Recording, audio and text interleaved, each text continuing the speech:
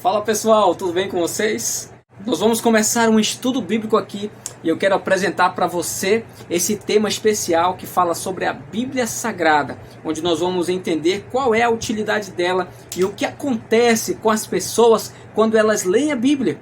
O que realmente acontece quando a pessoa lê a Bíblia, quando a pessoa estuda a Bíblia? O que você acha que acontece? Nós vamos descobrir nesse estudo agora. Me acompanhe aqui e venha comigo se aprofundar no texto.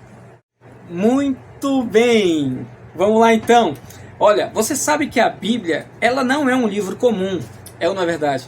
Na verdade, a palavra Bíblia vem do grego biblion, que significa livros. Em outras palavras, a Bíblia é uma mini biblioteca. São vários livros dentro de um livro só. Amém? Dito isso, eu quero responder algumas perguntas para você, para que você possa se inteirar sobre esse assunto tão especial e tão importante que é a Bíblia Sagrada. Primeiro, como que Jesus considerava a Bíblia? Como que Jesus considerava a Bíblia? Vamos lá para João capítulo 17, versículo 17. A minha Bíblia diz e a sua confirma. Olha o que está escrito aí na sua Bíblia.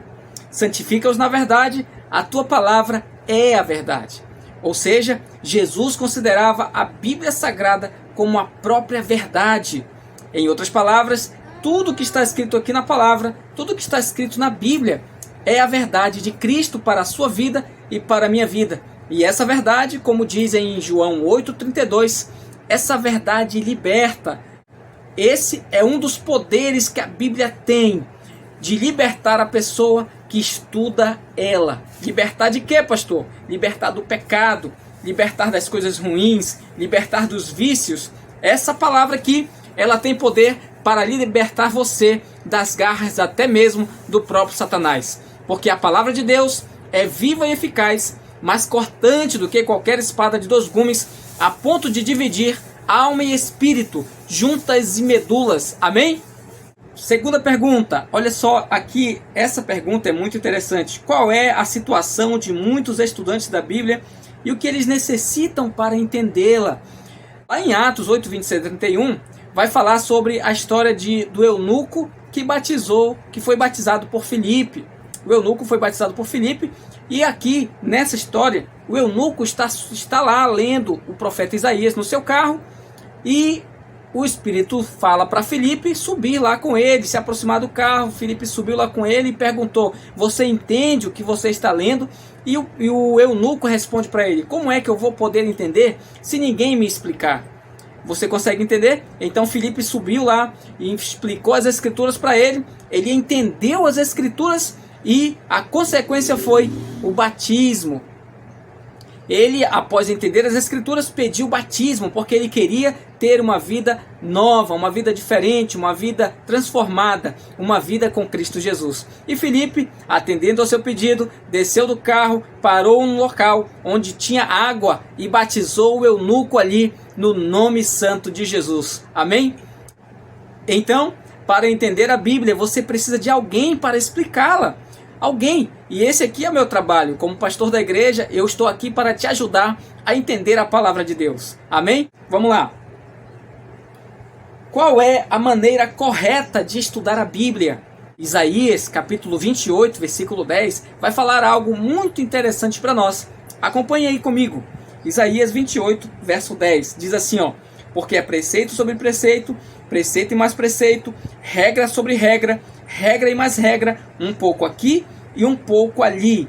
Você precisa ter junto de você ali os textos que falam sobre o mesmo assunto. Você vai comparar um pouquinho aqui e um pouquinho ali, regra sobre regra, regra e mais regra, entendeu?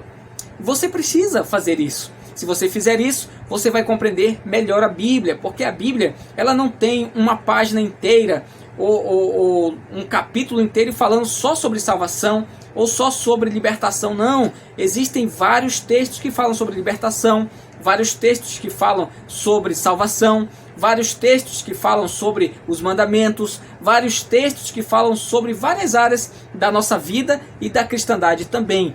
E você precisa comparar os textos para ter um entendimento melhor. Juntar os textos, para que você não possa ler um texto fora do contexto. Amém? Você sabia que existem alguns benefícios para aquelas pessoas que estudam a palavra de Deus? Que estudam a Bíblia Sagrada? Existem muitos benefícios que são advindos de estudar a Bíblia. E um deles está aqui em João 5,39, um dos maiores, um dos melhores. Olha o que está escrito aqui, ó. Examinai as Escrituras, porque julgaste ter nelas a vida eterna, e são elas mesmas que testificam de mim. Amém? Um dos textos maravilhosos é esse aqui. Ele apresenta que dentro das Escrituras nós conseguimos encontrar a vida eterna. Então, para todos aqueles que estudam a palavra de Deus, logo eles vão alcançar a vida eterna. É claro, se eles seguirem a palavra de Deus. Porque a palavra de Deus, ela é um manual. Ela é um manual de instruções, um manual de vida, um manual da felicidade. Onde aqui dentro da palavra de Deus, você vai encontrar todas as alternativas para você ser feliz. Você vai encontrar todos os passos para a felicidade, todos os passos para o sucesso, todos os passos para ter uma vida alegre e feliz na sua casa, no seu trabalho, onde quer que você esteja.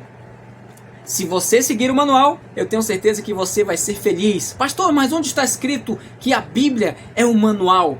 Aqui em 2 Timóteo, capítulo 3, verso 16, diz o seguinte, eu vou abrir a minha Bíblia aqui. Abra sua Bíblia aí também comigo, por favor. Vamos lá, vamos estudar juntos, tá bom? Vamos lá. Aqui em 2 Timóteo 3,16 diz o seguinte: toda a Escritura é inspirada por Deus e útil para o ensino, para a correção, para a repreensão e para a educação na justiça, a fim de que o homem seja perfeito e perfeitamente habilitado para toda boa obra. Amém? Deus seja louvado. Então, a Bíblia ela é útil para ensinar, para corrigir, para repreender e também para educar. E se você seguir essas instruções, você se tornará um homem perfeito e perfeitamente habilitado para toda boa obra. Em outras palavras, você será um ótimo cidadão, um ótimo cristão, um ótimo pastor, um ótimo esposo, uma ótima esposa. Você vai ser um ótimo filho, uma ótima filha, se tão somente você seguir essas instruções que estão aqui na palavra de Deus. Amém? Existem outras perguntas que vão nos ajudar a compreender a utilidade, a importância desse livro tão especial que é a Bíblia Sagrada. A Bíblia Sagrada também nos ajuda a compreender toda a verdade através do Espírito Santo. Aqui em João, capítulo 16, versículo 13, diz que o Espírito Santo vai nos guiar a toda a verdade. Ele nos guiará a toda a verdade. E é justamente isso que a Bíblia, através do Espírito Santo, através da Bíblia, vai nos ensinar toda a verdade, para que você não seja enganado. A verdade é que existem muitas verdades sendo faladas por aí, que na verdade não estão na Bíblia, mas as pessoas insistem em dizer que são bíblicas. Eu poderia citar inúmeras coisas aqui, teorias, doutrinas, que as pessoas por aí acreditam estar na Bíblia, mas que infelizmente não estão na palavra de Deus. E você e eu precisamos estar atentos para que nós não sejamos enganados. Por isso, nós precisamos conhecer toda a verdade. E eu tenho certeza que o Espírito Santo vai guiar você a toda a verdade, para que você e eu não sejamos enganados. Você sabe quem foi que inspirou os profetas a escreverem a Bíblia? Sim, claro, você já sabe, é o Espírito Santo. Foi o Espírito Santo mesmo que inspirou os profetas a escreverem a Bíblia. E quem é o autor da Bíblia? O autor da Bíblia é Deus, você também já sabe, glória a Deus por isso. Mas existe uma parte na Bíblia que não foi inspirada. Existe algo na Bíblia que não foi inspirado. Foi escrito pelo ser humano, traduzido para a Bíblia, mas não foi inspirado. Pastor, então o que não foi inspirado por Deus e que está na Bíblia? Calma, eu vou mostrar para você. Vamos comigo para Êxodo, capítulo 30, versículo 18. Vamos ver o que diz lá. Na minha Bíblia diz e na sua confirma. E tendo acabado de falar com ele no Monte Sinai, esse aqui é Deus, é claro, né? Deu a Moisés as 2 tábuas de testemunho, tábuas de pedra, escritas pelo dedo de Deus. Amém, Deus seja louvado. As tábuas do testemunho, as tábuas que contêm os 10 mandamentos, que é a lei moral, elas foram escritas pelo próprio Deus. pelo dedo de Deus. Não foi Moisés que escreveu, não foi nenhum dos profetas que escreveu, mas foi o próprio Deus que escreveu. Não foi inspirado. Esse texto é o único texto na Bíblia que não é inspirado. Foi o próprio Deus que escreveu. Deus seja louvado. É interessante saber isso aí, é ou não é verdade? O próprio Deus escreveu esse texto. Eu imagino Deus olhando para Moisés e dizendo: Moisés, você vai escrever uma parte da Bíblia, os outros profetas vão escrever também uma parte, mas eu também vou escrever uma parte. Apesar de inspirar as outras partes, eu vou escrever uma também. E essa vai ser o meu caráter, aquilo que simboliza o meu caráter, o caráter que é a base do meu governo, que é a lei moral dos 10 mandamentos. Louvado seja o nome de Deus. Muito bem, continuando, nós vamos também ver aqui, responder uma pergunta muito especial e importante. Quanto da Bíblia é inspirado por Deus? Só o Novo Testamento? Só o Velho Testamento? Quanto da Bíblia é inspirado por Deus? O que a Bíblia diz, pastor, a respeito disso? Eu gostaria de saber, porque existem algumas pessoas por aí dizendo que só o Novo Testamento é que vale hoje, que o Velho Testamento não vale mais. Por que eles dizem isso? O que a Bíblia diz a esse respeito? Vamos então aqui para 2 Timóteo 3,16, que diz o seguinte: na minha Bíblia diz e na sua confirma. Toda a Escritura é inspirada por Deus e útil para o ensino, para a correção, para a educação, para a repreensão e para a educação na justiça. Amém? Você consegue compreender que toda a Escritura é inspirada por Deus e não somente o Novo Testamento? Tanto o Velho quanto o Novo são inspirados por Deus. E eles são a verdade. Porque a palavra de Deus é a verdade. Sim ou não? Então, se a palavra de Deus é verdade, o Velho Testamento é verdade e o Novo Testamento também é verdade. Então, se tem alguém por aí dizendo que só o Velho Testamento, que o Velho Testamento foi abolido e que só o Novo está valendo, só o Novo está em vigor, essa pessoa, infelizmente, está enganada e nós precisamos orar por ela. Ela é nossa irmã, nosso irmão, nós precisamos orar por essas pessoas, sim ou não? Tá bom? Existe um outro texto que Jesus também fala assim, ó: examinai as Escrituras, porque julgaste ter nelas a vida eterna e são elas que testificam de mim. Esse texto está em João 5,39. Quando Jesus disse isso para os discípulos e para as pessoas, ele estava na terra. Portanto, ele estava se referindo ao Velho Testamento, porque quando Jesus estava na terra, o Novo Testamento ainda não tinha sido escrito. Portanto, Jesus não poderia estar se referindo ao Novo Testamento. Ele estava se referindo ao Velho Testamento, cujo Velho Testamento, quando você estuda, quando você pratica, você recebe a vida eterna. Amém? Deus seja louvado por essa maravilha que é a palavra de Deus. Quando nós estudamos corretamente, nós passamos a entender melhor. A pergunta é: está alguém autorizado a modificar a Bíblia? A mudar, a acrescentar alguma coisa ou retirar alguma coisa da Bíblia? Vamos ver lá em Apocalipse, capítulo 22, versículos 18 e 19. Eu vou abrir a minha Bíblia aqui. Olha o que diz lá, ó. A minha Bíblia diz e a sua confirma: eu, a todo aquele que ouve a palavra da profecia deste livro, testifico: se alguém lhes fizer qualquer acréscimo, Deus lhe acrescentará os flagelos escritos neste livro. E se alguém tirar qualquer coisa da palavra desse livro, desta profecia, Deus tirará a sua parte da árvore da vida, da cidade santa e das coisas que se acham escritas neste livro. Amém? Logo, a palavra de Deus, aqui no Apocalipse, João, inspirado por Deus, diz que ninguém está autorizado a mudar a Bíblia, nem acrescentar e nem tirar nada.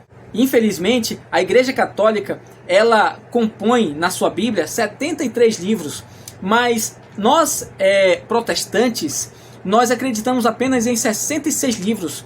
Nós acreditamos, um dos motivos para acreditar em apenas 66 livros é porque os judeus, eles que receberam os oráculos de Deus, segundo o texto bíblico, para os judeus foi entregue os oráculos de Deus.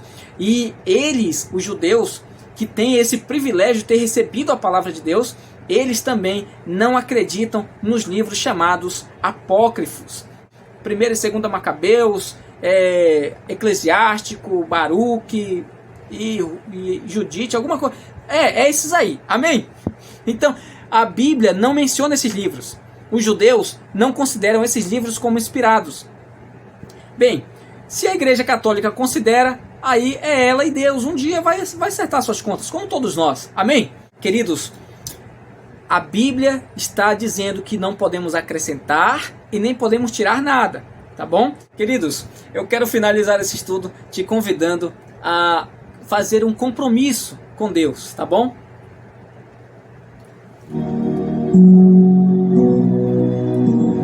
As Escrituras Sagradas, elas podem transformar, elas podem curar, elas podem libertar.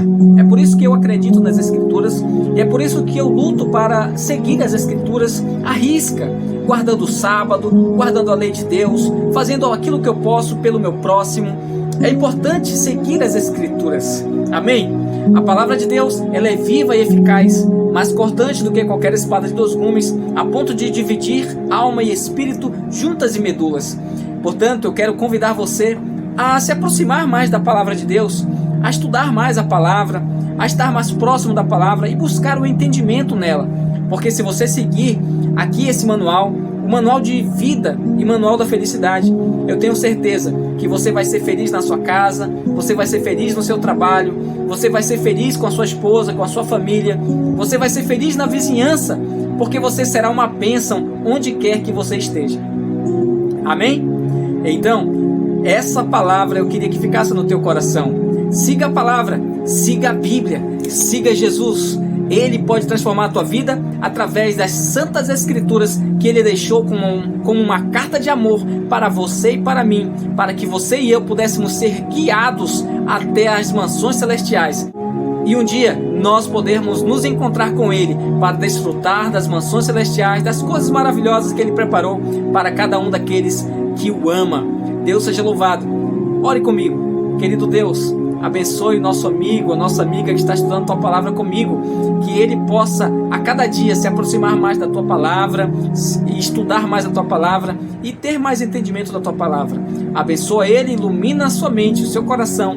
Eu te peço isso em nome de Jesus. Amém.